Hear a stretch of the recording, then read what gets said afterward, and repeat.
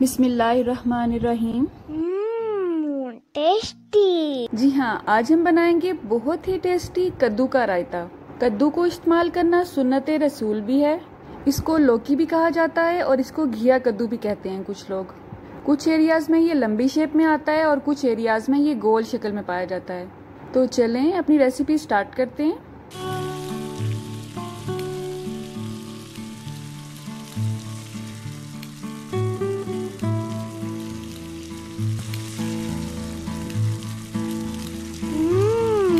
Tasty. तो रायता बनाने के लिए हमने एक दरमियाने साइज का कद्दू ले लिया है।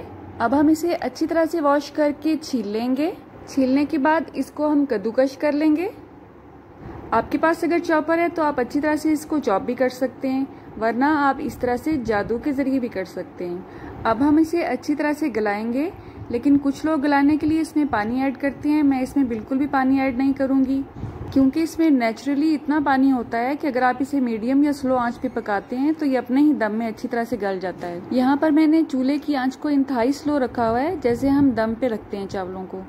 अब हम इसे कवर कर देंगे ताकि इसके गलने का प्रोसेस जल्दी से हो जाए, लेकिन इसी दौरान इसमें एक एक 2-2 मिनट के वक्फे के बाद चम्मच भी हिलाते जाएं। इस रायते में कद्दू के अलावा पुदीना भी ऐड करेंगे, और पुदीना साफ करना कुछ लोगों को मेरी तरह बहुत ही मुश्किल लगता होगा, लेकिन अगर आप उसे इस तरह से साफ करेंगे तो इंशाल्लाह आपकी मुश्किल आसान हो जाएगी। जब तक मुझे ये ट्रिक नहीं आती थी मैं एक एक पत्ते को अलग अलग पकड़ के उतारती थी, लेकिन अगर आप पुदीने की एक डंडी को इस तरह से पकड़ लें और अपोजिट साइड पे उसको हल्का सा पुश करें तो सारे पत्ते आराम से उतर जाते हैं। आई थिंक आपको समझ आ गई होगी। अगर आपको नहीं समझ आई है तो आप जरा गौर से इसे दोबारा देखें। ये देखें, बिल्कुल आसानी से सारे पत्ते उतर गए हैं। पुदीना साफ करने के दौरान आपने कद्दू को भूल नहीं जाना है, बल्कि वक्फे वक्फे से उसमें भी चम्मच हिलाते जाएं। और अगर आपने ज्यादा जल्दी से इसे पकाना है तो आप हल्का सा पानी भी ऐड कर सकते हैं, लेकिन मैं इसमें बिल्कुल भी पानी ऐड नहीं कर रही हूँ। 7 से 8 मिनट इसको मैंने हल्की आंच पर दम पर ही पकाया है, और आप देख सकते हैं अल्हम्दुलिल्लाह कद्दू मुकम्मल तौर पर गल चुके हैं।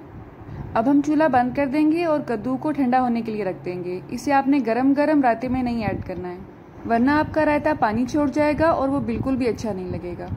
अब आप किसी मिक्सी के जार में या किसी भी शेकर जग के जग में पुदीना ऐड करें, और ये अच्छी तरह से धोया हुआ होना चाहिए। इसमें मैं 2 से 3 अदद सब्ज मिर्च ले रही हूँ। आप अपनी टेस्ट के हिसाब से कम या ज्यादा कर सकते हैं सब्ज मिर्च को। अब हम इसमें ऐड करेंगे धनिया, और ये भी बिल्कुल पुदीने की क्वांटिटी के बराबर ले रही हूँ मैं। 3 से 4 अदद जवे लहसुन के हैं, और ये देसी लहसुन है इसलिए ये छोटा छोटा सा है। कद्दू हमारा ठंडा हो चुका है, उसमें से आधा हम इस वक्त ऐड करेंगे और आधे को हम बाद में रायते में ऐड करेंगे। अब हम इन तमाम अज्जा को अच्छी तरह से ग्राइंड कर लेंगे। अगर आपकी मिक्सी अच्छी तरह से वर्क नहीं कर रही है तो आप इसमें मामूली सा पानी भी ऐड कर सकते हैं। बस 1 से 1.5 मिनट में तमाम अज्जा अच्छी तरह से मिक्स हो जाएंगे। अब हम एक बाउल में दही लेंगे, और ये देखें घर का जमा हुआ दही है। अल्हम्दुलिल्लाह कितना गाढ़ा जमा है, और इसकी रेसिपी मैं आपसे शेयर कर चुकी हूँ। और ये भैंस के दूध का दही है। जो गाय के दूध का दही होता है वो इससे भी गाढ़ा होता है। दही को अच्छी तरह से फेंट लेंगे, क्योंकि लम्स इसमें अच्छे नहीं लगते हैं। धनिया और पुदीना का आधा मेज़ा इस वक्त ऐड करेंगे और अच्छी तरह से फेंट लेंगे। अगर जरूरत महसूस होगी तो बाद में ऐड करेंगे मजीद। उसके बाद जो हमने आधा कद्दू बचा के रखा था वो भी इसमें ऐड कर देंगे, और इसे भी अच्छी तरह से मिक्स कर देंगे। कुछ लोग इसमें प्याज भी ऐड करते हैं, टमाटर भी ऐड करते हैं, लेकिन मुझे वो अज्जा इसमें अच्छे नहीं लगते हैं। अगर आप चाहें तो इसमें ऐड कर सकते हैं। धनिया और पुदीना का इसमें मैं मजीद कलर लाना चाह रही हूँ, इसलिए बाकी अमेज़ा भी मैंने सारा इसमें ऐड कर दिया है। इसके अलावा हम इसमें ऐड करेंगे आधा चम्मच काली मिर्च का पाउडर। 1/4 चम्मच के हिसाब से मैं नमक ले रही हूँ। आप अपनी टेस्ट के हिसाब से कम ज़्यादा कर सकते हैं। आप चाहें तो इसमें ज़ीरा पाउडर भी ऐड कर सकते हैं, लेकिन मैं इसमें सिर्फ यही अज्जा ऐड कर रही हूँ, और आप यकीन करें इसका टेस्ट इंतहाई अच्छा होगा। ऐसा नहीं है कि ज़ीरा डालने से इसका टेस्ट अच्छा नहीं होता। असल में हमारे घर में एक नमूना बच्चा ऐसा है जिसको ज़ीरे का टेस्ट अच्छा नहीं लगता है। कद्दू की अफादियत के बारे में एक तफसीलन वीडियो मैं आपसे पहले भी शेयर कर चुकी हूँ, जिसमें मैंने आपसे नमकीन कद्दू बनाने की रेसिपी भी शेयर की थी।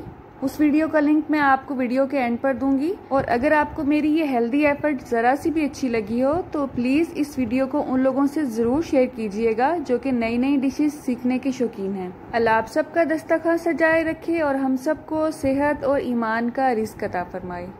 मेरी नेक्स्ट वीडियो तक अल्लाह हाफिज।